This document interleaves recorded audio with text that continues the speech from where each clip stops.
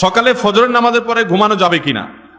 ফজরের পরের ঘুমের যদি ফতোয়া দেই তাহলে বেশিরভাগ লোকই তো এখানে আসামির কাঠ গড়ায় দাঁড়ায় যাবে।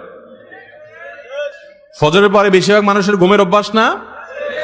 মাহফিলের মৌসুমে আমি পারি না, কিন্তু মাহফিলের মৌসুম বাদে বাকি সময় আমার বাসায় আমি আমার পরিবারের সদস্যদেরকে চেষ্টা করি রাত 10টার ভেতরে বিছানায় চলে যাওয়ার।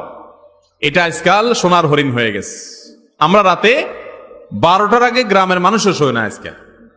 যদি বিছানায় যাইও আমরা 11টায়, 1 ঘন্টা আমরা মোবাইলে মুনাজাত করি। মোবাইলের মুনাজাত বুঝেননি আপনারা? এই 2 হাতে বসে ফেসবুক ইউটিউব টিপতেছেন, দেখতেছেন, মনে হয় যে আপনি মুনাজাত করতেছেন শুয়ে শুয়ে। এই মুনাজাত করতে করতে মোবাইল ঘুমের চোটে মুখের উপরে পড়ার আগ পর্যন্ত রাখে না অনেকে, ঠিক না বেঠিক? এরপরে মোবাইলে কি দেখছে কি না দেখছে এসব জল্পনা করতে করতে আর ঘুম আসে না।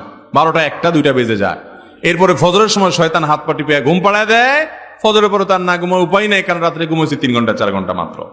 মনে রাখবেন, ইসলাম যে লাইফস্টাইল দিয়েছে এই লাইফস্টাইলের মধ্যেই আমাদের কল্যাণ আছে। করোনার যখন প্যান্ডামিক যখন চরম পর্যায়ে, তখন একটা তথ্য আমাদের মাঝে প্রচুর পরিমাণে শেয়ার হয়েছে যে শরীরের রোগ প্রতিরোধ ক্ষমতা বৃদ্ধি করা ছাড়া করোনার থাবা থেকে বাঁচা কঠিন। তাহলে রোগ প্রতিরোধ ক্ষমতা কিভাবে বৃদ্ধি করা যাবে? তার জন্য অনেক আমলের কথা, অনেক করণীয় কথা ডাক্তার সাহেবরা আমাদেরকে বাতাইছেন। এর ভিতরে একটা করণীয় হলো রাতে তাড়াতাড়ি ঘুমানো। রাত 10টা থেকে 2টার যে ঘুম, এই ঘুমটা আমাদের বডিতে ইমিউন এবং রোগ প্রতিরোধ ক্ষমতাকে শক্তিশালী করে। তো নবীজি সাল্লাল্লাহু আলাইহি সাল্লাম এই জন্যই তো বলেছেন যে রাতে এশার নামাজের পরে আর আলাপ সালাপ নয়। এই যে ওয়াজ মাহফিল আমরা করি, এই মাহফিলগুলো গভীর রাত পর্যন্ত করা, এটাও সুন্নাহ পরিপন্থী কাজ। যত দ্রুত সম্ভব মাহফিল শেষ করা উচিত, কারণ রাতে দেরি করে মাহফিল থেকে গেলে ফজর নামাজ পড়তে কষ্ট হবে, ফজর পরে আবার ঘুমানো লাগবে।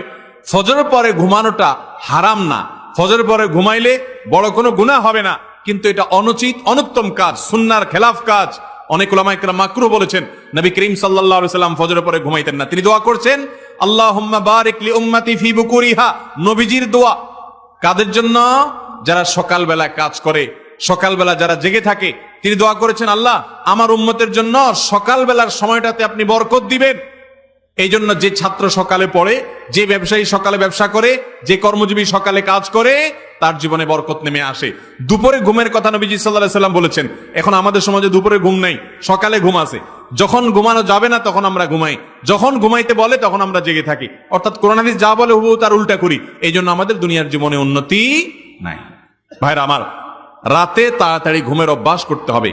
আমি প্রায় সময় বলি এই আমলটা বড় কঠিন হয়ে গেছে, আমাদের সবার জন্য এটা তিতা করলা টাইপ আমল হয়ে গেছে। আমরা অন্য অনেক আমল করতে রাজি আছি, রাতে তাড়াতাড়ি শুইতে চেষ্টা করবো তো ইনশাআল্লাহ। অজু অবস্থায় মা যদি